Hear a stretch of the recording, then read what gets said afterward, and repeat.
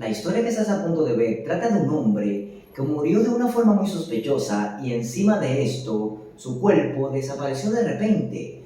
Tiempo después, su madre se encontró con el cuerpo que andaba buscando, pero esta vez en un museo de exhibición de cuerpos humanos. Esto fue lo que sucedió el 10 de noviembre de 2012. El hombre que ves en pantalla fue conocido como Christopher Tuck Eddy.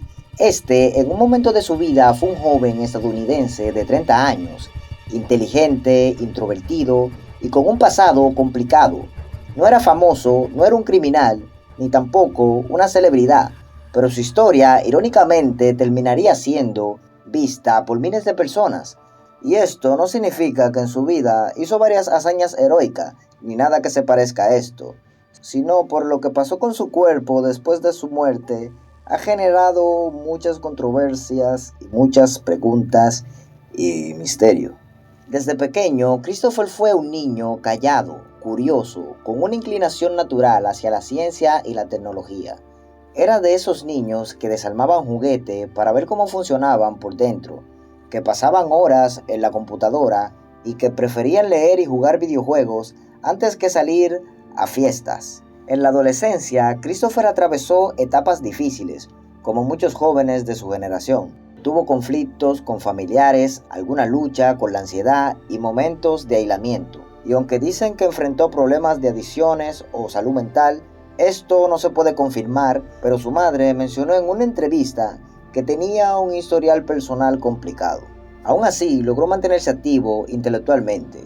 Algunas fuentes indican que estudió o trabajó en áreas relacionadas con la ingeniería o con la informática, pero tampoco esto se puede confirmar porque no hay registro oficial de esto. En sus últimos años de vida, Christopher vivía en condiciones modestas y en el momento de su muerte se encontraba residiendo temporalmente en la casa de su abuela. No estaba casado ni tenía hijos conocidos. Y guarda esta información por ahí porque más adelante vas a saber por qué.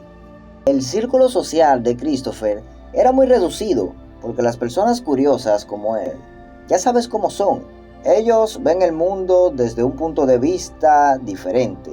Pero aún así, por más extraña que sea su forma de ver la vida, nunca fue un donante voluntario de su cuerpo, ni su familia autorizó que fuera plastinado y exhibido públicamente. Pero resulta que años después, la madre de Christopher King Eddy Smith estaba navegando por la web cuando se topó con imágenes promocionales de la exposición de cuerpos reales, una muestra internacional que exhibe cuerpos humanos disecados mediante plastinación. Y es aquí que en una de esas fotos vio algo que la hizo detenerse en seco. Uno de los cuerpos le resultaba inquietantemente familiar por la conexión, la postura, la forma de las manos y sobre todo una cicatriz en una pierna que coincidía con una que tenía Christopher. King no lo podía creer. Cuanto más observaba la imagen, más segura se sentía de que este era el cuerpo de su hijo. A partir de ese momento comenzó una cruzada personal.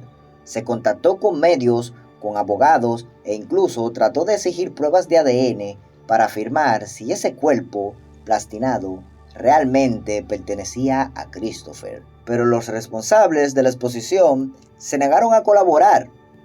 Debido a esto, aquel lugar fue fuertemente criticado por organizaciones de derechos humanos y médicos por no poder garantizar el consentimiento informado de los donantes, ya que este museo no solo exhibía el cuerpo de Christopher, como piensa su madre. Allí exhiben mucho más cuerpo. Lo único que King quiere justicia desde el primer momento que se topó con el cuerpo de su hijo por una imagen de la internet.